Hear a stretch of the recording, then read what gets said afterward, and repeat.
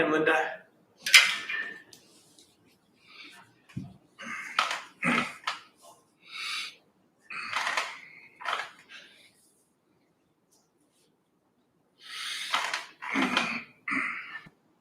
Hey, Jean.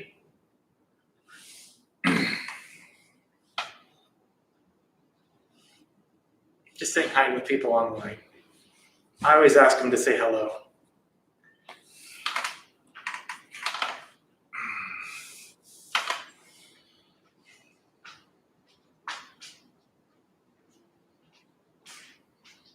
Hi, Tamara.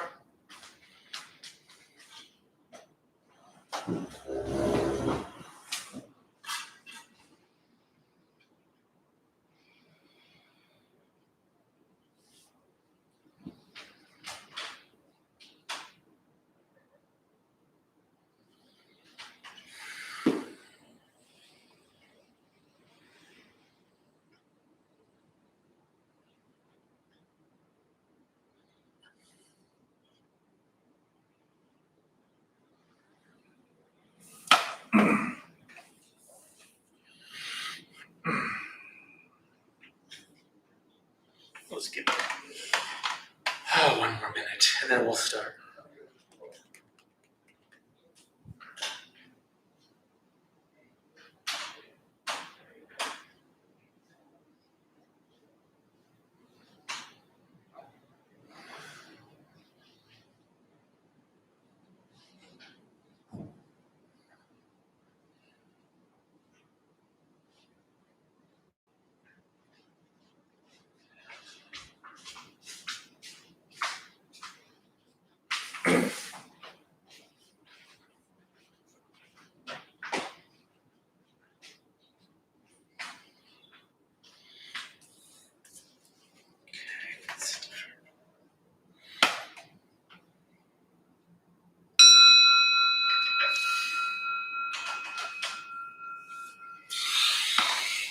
Welcome, everybody. Welcome to the Wednesday night Loving Kindness Meditation class. My name is Alex. Wonderful to be here with you today. Wonderful to be here with the people online. Hello, everybody online. Online community still going strong. Is there anyone here that's the first time to the Dharma Bum Temple? Okay. Is there anyone here first time, not to the Dharma Bum Temple, but maybe your first time to Wednesday? Awesome. Well, welcome. Thanks for coming. I appreciate it. So, even though this is the loving kindness class, in many ways, this class is just the same as the other classes. We're going to have a short introduction here. We're going to do our meditation on loving kindness, and then we're going to have like a question and answer. And sometimes during that time, I have things I want to say as well. So that's what we're going to do. And so I want to take this. There we go. So I just want to take this time, mostly for our new people or new to Wednesday people, kind of what this class is about. So we're doing this meditation on loving kindness, and the word we're talking about is metta, M-E-T-T-A. And this is a wonderful word, from the Pali language, which is a language we think is pretty close to what the Buddha spoke. And so when this, word gets translated into English 2,500 years later, it means a lot of things. Loving kindness, unconditional friendliness, goodwill. Goodwill is a really good word, especially if you're doing this for a person you don't like very much. The word love doesn't come tripping off the tongue for this person. And so just wish him goodwill. That's okay. You can do that. And it's really just a wish to be happy. A wish to be happy and a wish for people, yourself and others, to do the things that cause happiness, right?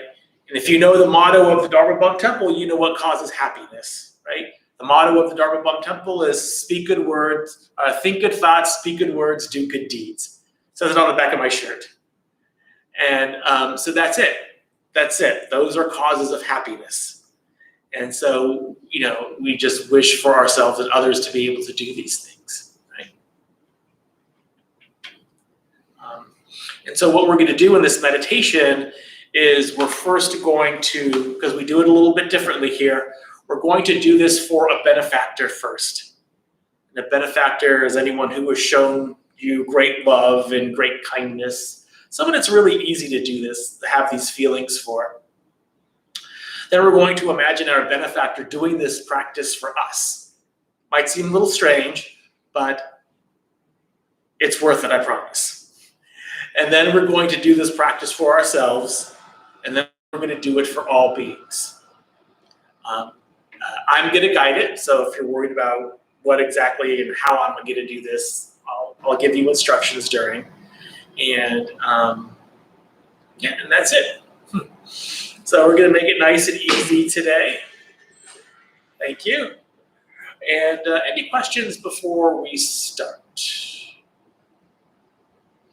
Okay, just as a reminder for anyone who's sitting in a pew or a chair and whose feet may not touch the floor all the way, if you want, you can use like a cushion up here, or they have cushions back there. If you want to put it on the floor and put your feet on that, if it makes it easier for you, you can certainly do that.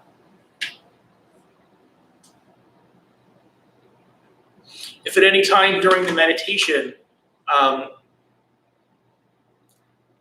you need to take a break, that's also okay. So if you need to get up and stand up and stretch, crack your neck or whatever it is, that's also okay. Then you just start again. All right, guys. No questions online? All right. Let's go do this.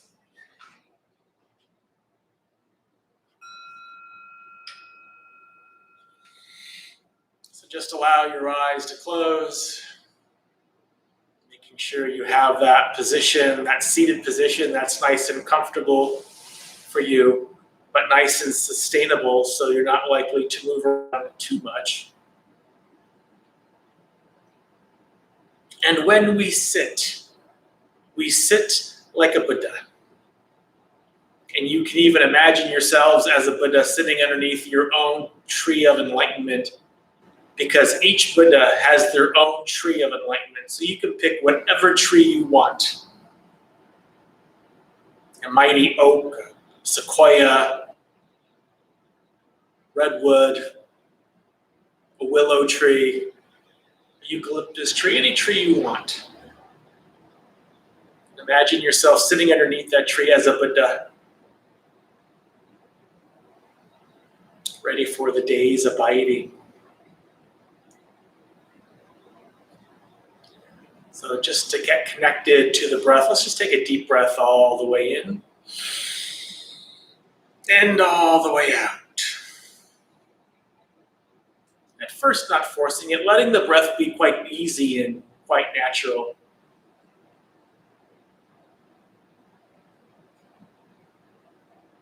And then you can experiment with the breath, seeing what kind of breath makes the body and the mind calmer and more concentrated. For this entire meditation, we'll keep about 25% of our attention on the breath. And that keeps us anchored. The breath is our home, our anchor. It's that place we can always come back to. Just let my words wash over you.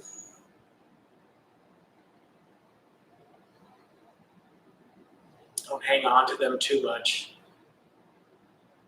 So just for the next few moments, let us get connected to the breath, following the breath in, following the breath out.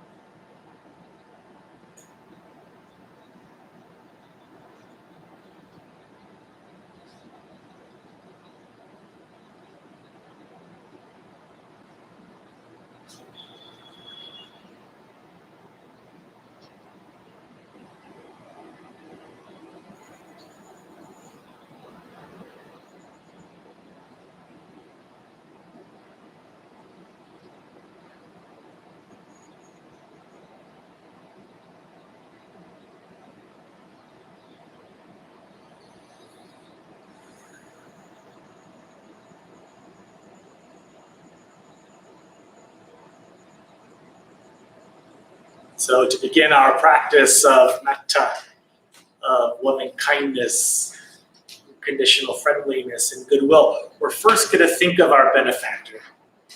And again, a benefactor is anyone who has shown us great love, great kindness, a family member, mother, father, brother, sister, cousin, uncle, aunt, grandma, grandpa,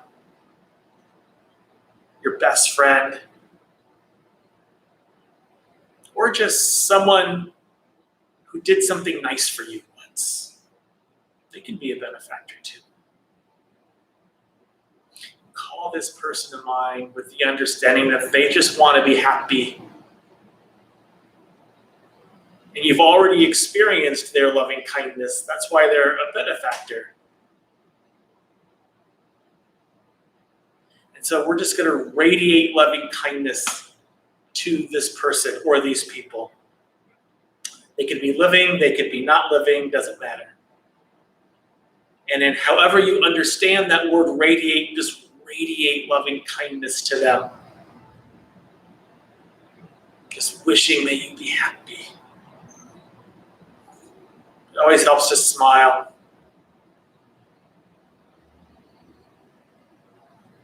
Just recall what they've done to touch your heart.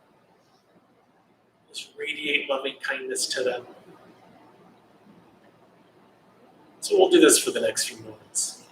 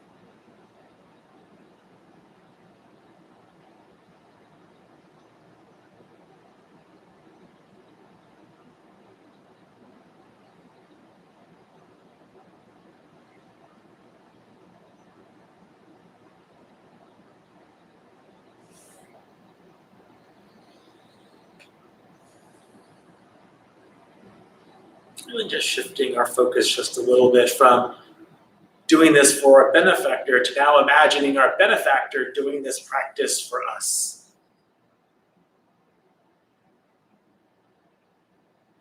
Just imagine them in your mind and they're radiating loving kindness to you.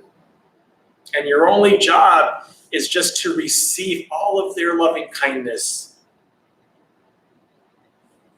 As they radiate loving kindness to you.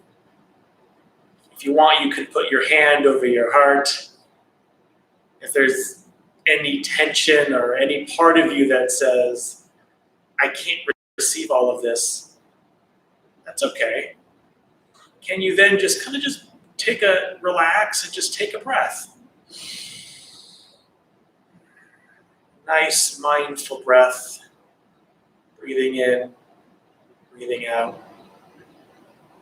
Can you breathe into that tension?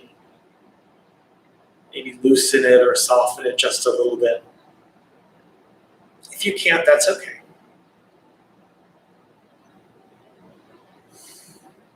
Of course, still smiling. Smiling always helps. So for the next few moments, we'll imagine our benefactor or benefactors doing this practice for us.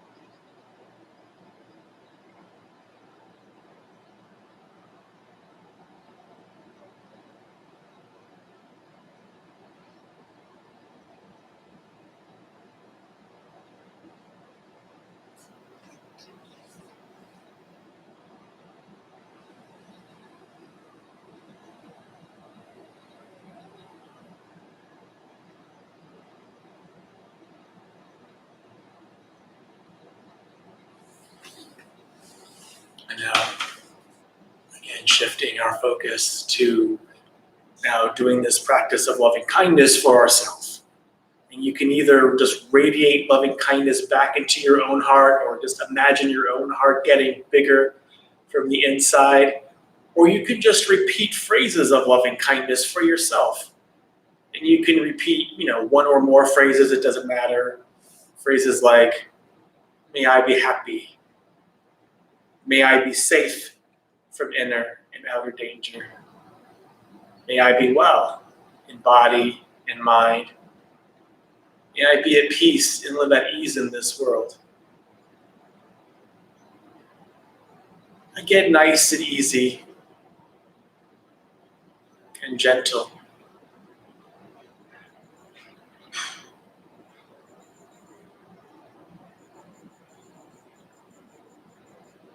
This is where smiling really comes in handy. You can put your hand over your heart, still if you want to. Breathing into any tension that you might feel. So we'll just do this for just a few moments. Loving kindness for ourselves.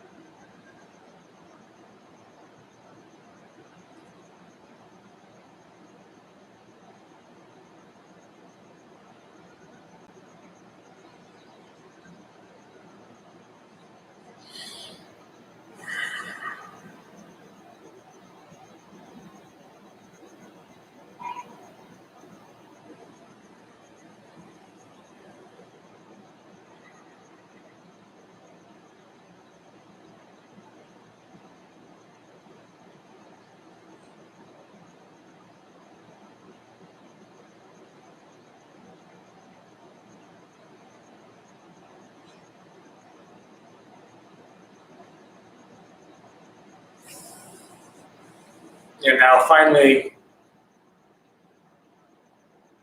we can do this practice for all beings in all directions, then this is where we can really explore the limitless quality of the heart. Because the heart does have this limitless quality. You may not be used to exploring this, but that's what this practice is for.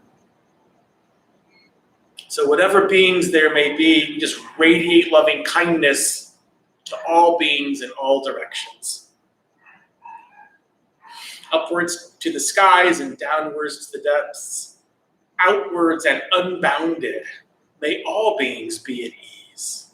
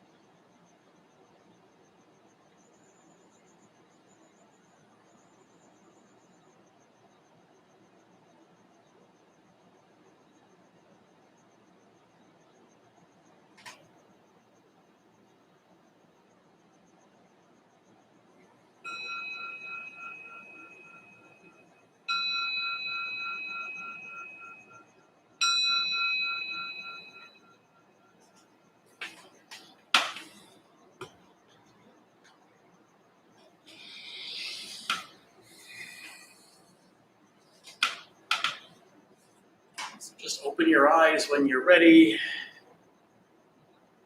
Let's take the next moment or two out in silence as we stretch our arms and we stretch our legs.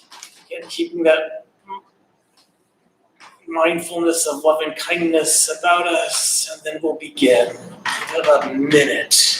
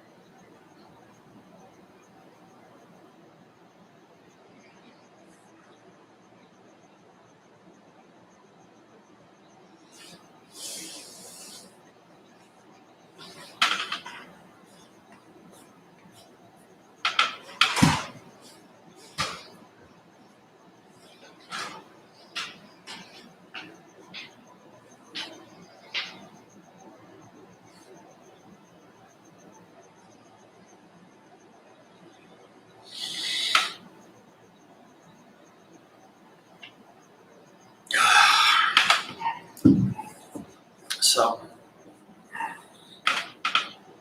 as usual, that was good for me. All right. This is the part of the class where sometimes I have something to say. Maybe I'll say a little bit, but really, I'm interested in what you have to say. I'm interested in what your experience of meditation was. I'm interested in knowing if there is any part of the meditation that was more difficult or easy or anything particular came up. If you have any questions about Buddhism, happy to try to answer those if I know the answer.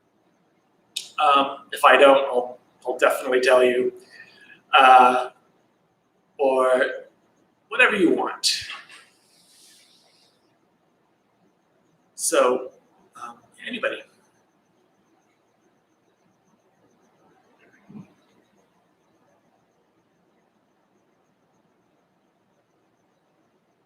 Anybody?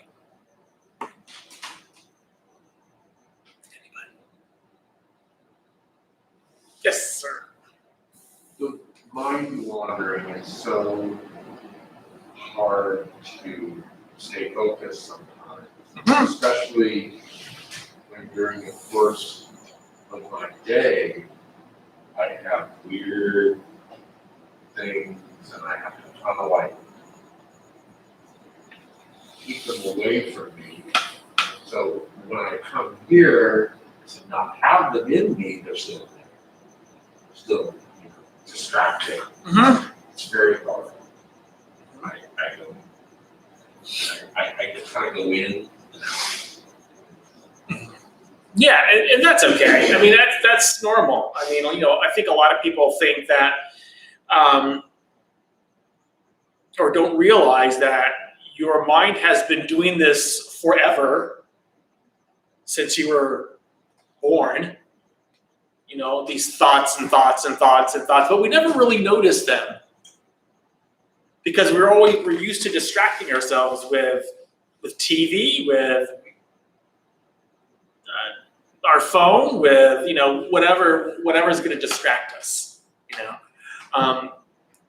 And it's only when we come to meditation and we're told to sit still and focus on our breath and do this particular kind of meditation where we're giving loving kindness and receiving loving kindness, that we first notice and we think this is brand new. I have never seen this before. And it's not brand new. This has always happened. You're just now noticing it. And so the thing to understand about that is that's okay. And there are ways that we can train our mind to deal with these kind of discursive thoughts. There's this one, really basic but powerful exercise that you can do where you just focus on like the in-breath, and you breathe out and you count 1. You really focus on the in-breath. You breathe out, you count 2. And on and on. And you go up to 10, you go down to 1, you go up to 5, you go down to 1. Right? And you might hear that a little bit differently, but essentially that's the progression. And the trick, though, that if your mind wanders, you have to start again at 1. Right? And so this is a really good training exercise, just to go, because it's easy just to go 1, 2, and then you'll notice how quickly your mind will want to wander. And so a lot of times people are going 1, 1, 1. And so we have to be really, really, gentle with ourselves when this happens, because this happens to everybody. It happens to me constantly. The first time that it happened to me, the first time that I noticed it, it was actually painful. I mean, these thoughts were in my head that I didn't realize were in my head, and I couldn't, they were so massive and they were all coming at me at once. It was very scary because I wasn't used to it. But then I got used to it eventually, but it happens to me like all the time. Another thing that you can do, and this is for everybody, that I think is really important, is that so often when we get lost in thought, and then we realize we get lost in thought, we get really down on ourselves, and we think, I bet no one else is doing that. But everyone else is doing that. But we don't think about that. We just think about ourselves and get really, really down on ourselves. So something that I've incorporated is that when I think about that, when I realize that my mind has gotten lost in thought, and maybe it's been lost in thought for a while, I just stop and I say, I forgive you. I forgive you. And instantly, any kind of negativity that I might have towards myself for getting lost in thought, which I still get, is dissipated. So that's a really good thing to try. And you can just try that. You can just spend 15, 20 minutes just doing those types of things. So those are really good exercises to do. And there's other things too, but yeah. But everybody has that. Yes. So I'm starting to be more aware of when there's something in my body that doesn't feel good, the thoughts come in, right? So if I'm focusing on my heart center, and there's some discomfort there.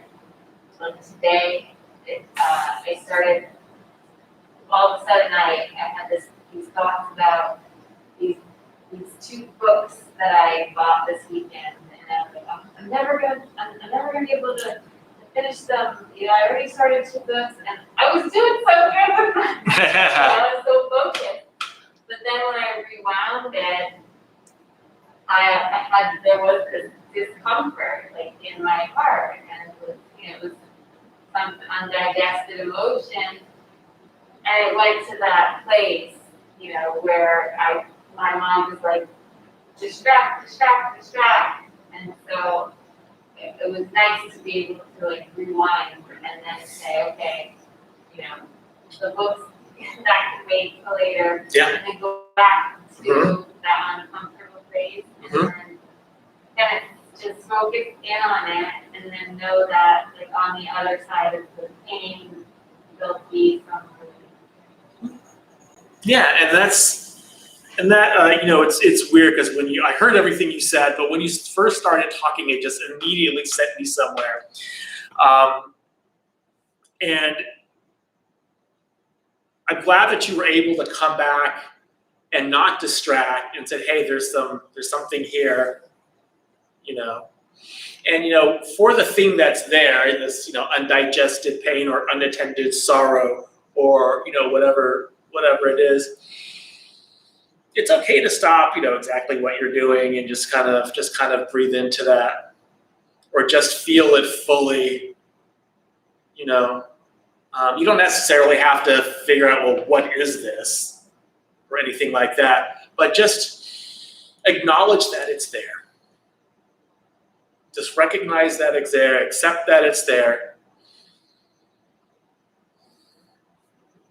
And the thing that, see, now I lost it. Now I have no idea what I was thinking. Yeah, oh, I know what I was about to say. So, you know, I've been learning a lot, especially since, you know, in this quarantine that we've had in this pandemic over the last like 18 months, I've come really face to face with a lot of things that happened in my past, for example, and that was really traumatic. And so I used to say up here that, you know, I like therapy, and I've been to therapy, and I recommend therapy, and I do, because meditation can't really get what's going on a lot of times. And so I'm going to amend that. And something about what you said, I don't know, just triggered something that I wanted. I've been thinking about. So thank you for that. And I learned from this psychologist that, you know, I don't know how it is for anybody, but it resonates with me because I have experienced, you know, trauma, and talk therapy doesn't get to trauma. You can't deal with trauma with talk therapy, because talk therapy affects the prefrontal cortex, but trauma doesn't live there. Trauma, I forget where it lives, but it's not there. And if somebody knows, let me know. Trauma lives elsewhere in the brain. Go ahead. The body keeps the score. The body does keep the score. I love that book. It's somewhere, but what does get at it, which is kind of my point, is a lot of mindfulness-based practices. Like basically, like you were saying, that hey, there's something here. You know, and a lot of times we distract because we don't want to feel that thing that's there. We don't know what it is, but we don't want to feel it. And just the fact that you're able to say, nope, no distraction, no, I'll deal with the books later. What is here is really, really important. So I will amend what I say. I said earlier that it was only like partially correct and partially not. Is that, you know, trauma is a lot of mindfulness-based practices are really good for trauma. And I would work, if anybody's out there, work with a trauma-informed therapist who can kind of, there's lots of things like EFT and tapping and just so many other things that work with that. I don't know what they all are. But kind of to your body keeps the score point, yeah, this is where trauma lives in here. And I've had, you know, numerous ailments that I've been to doctors for, and they said, I've been poked and prodded and numerous times, you know, very uncomfortable. There was this one time, I'll get to you in a second. There's this one time, you guys,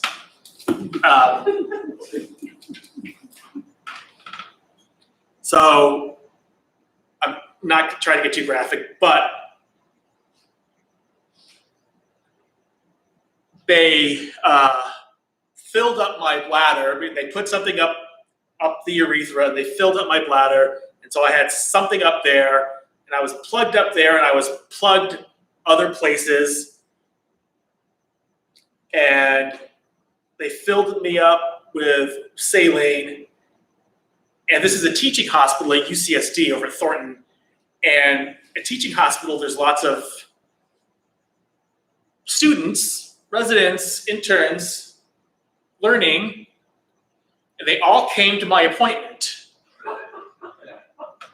while I had this robe thing that was like open in the front because I had to be plugged, like catheterized, I guess. That hurt. And just plug, elsewhere. And they fill me up and they go, okay, Alex, now pee. And I'm just looking with my open robe. I'm naked, and I'm looking at all these interns looking at me. Guys, I can't. And after a while, they go, oh, do you think it's because we're looking at you? Yeah, I think that might be it. So they all had to go behind like this big curtain, like the Wizard of Oz. Then I could do my thing. That was not fun. They were trying to figure out something that was wrong with me that didn't have a physical cause. It turned out everything was fine physically. There's nothing wrong. But that was a funny story. Sorry, my funny, embarrassing story. It's called a video urodynamic. It was not fun. But that's just one of a number of things that they have tried to diagnose and they can't. So nothing's wrong with you, Alex. I don't know what to do. It's really frustrating. And that the body keeps the score. That is trauma induced. And it affects the body so much, So, anyway. Oh God, we still have time left. Okay, great. You had a question, go ahead. I had a very painful lesson in trauma, very profound in my life recently. I was in a car accident that really should have killed me. Yeah. But I came out without a scratch. Really? Yeah, it was quite scary. And I learned a lot about trauma. And the interesting thing, shortly thereafter, I met a photographer, and I was at a book signing for a photographer who was a conflict photographer in Aleppo, Syria. Oh, geez. A city the size of Los Angeles. Right. Every hospital was bombed. Right. Where anyone would try and get refuge. Mm-hmm. And his whole story was not so much about the gory stuff, it was about the ironic stuff. And I told him my trauma, and I asked him, I said, boo-hoo me and my first world problem. Yeah. I had a car accident. He goes, no, trauma is trauma, and there's no scale that says this is bad, this is good, this is more. Yeah. And your mind does, I guess, kind of what you said, it does keep the score. It stores it away, everything from little things when you're a kid to this car accident. The thing is, with a major physical one, it all comes pouring out. And that's why I was having the screaming nightmares. Yeah. The flashbacks. And similar, I'm kind of picking and choosing all sorts of different things from Buddhism, from 12-step, from Stoicism. That in trauma therapy, they do what's called cognitive processing therapy, where you kind of have this checklist where, like you were describing, where it's like, oh, I think this, and I react this way, but wait a minute. It's wrong. I'm reacting to the wrong thing. So it's kind of like that list that you were talking about. And there's many other things. There's the tapping thing. There's the eye movement thing. Yeah, there's lots of therapies, and you brought up a really interesting point. And so often we compare trauma. Yeah. Oh, I didn't go through that. So you're kind of minimizing everything that you've gone through. But if you have been like, we think of trauma as when we're younger as like abuse, and that is traumatic, Yeah. of course. But neglect Oh, yeah. is trauma. Neglect is trauma, and that's like my main thing is neglect, and that's incredibly traumatic. And so often, I'd hear other people like, "Oh, I haven't been through that." So kind of minimizing, my thing. You see the news and you hear all these things about different countries who really have it terribly, but I would always compare my trauma to that. Well, I don't have that, so, I'm just going to minimize everything that I've got, which just makes things worse. When he described, I said, well, how did you get out of there without being traumatized? He said, well, no, I was. And I said, well, why did you decide to leave? And he goes, well, the day the IED went off in front of me and the engine block landed to the right and the transmission to the left, I decided, okay, I'm going to go home. Yeah, exactly. So we all have our own mechanism that kicks in and says enough. Yeah, absolutely.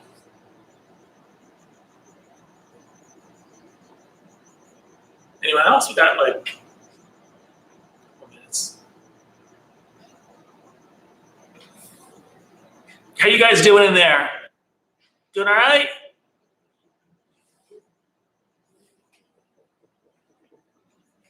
I'm on like a 10-second delay or a 20-second delay.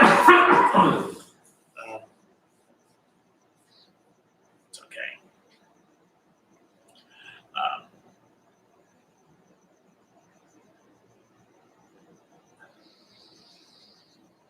They're doing good. Good. Thanks, Tamara. Thanks, Gene. All right. So it's 3 minutes till we get in a little early. That's fine. Thank you guys so much for being here and for coming. And I love being here and I love doing this for you guys. And this helps me just as much, hopefully, as it helps you. So let's join our palms together, our hearts, please. And may the benefits of this meditation, this discussion be received by all beings. May all beings be free from suffering. May all beings be at peace. May all beings be joyful and at ease. May all beings be happy. May all beings be loved and seen for the beautiful, radiant beings that they are, that you are. Thanks for coming.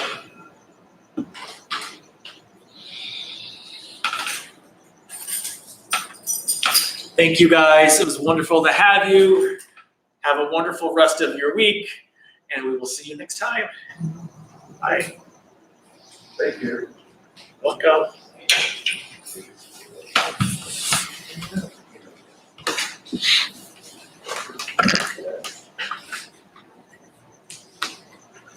Hi. Hi, Alex. I just want to introduce myself.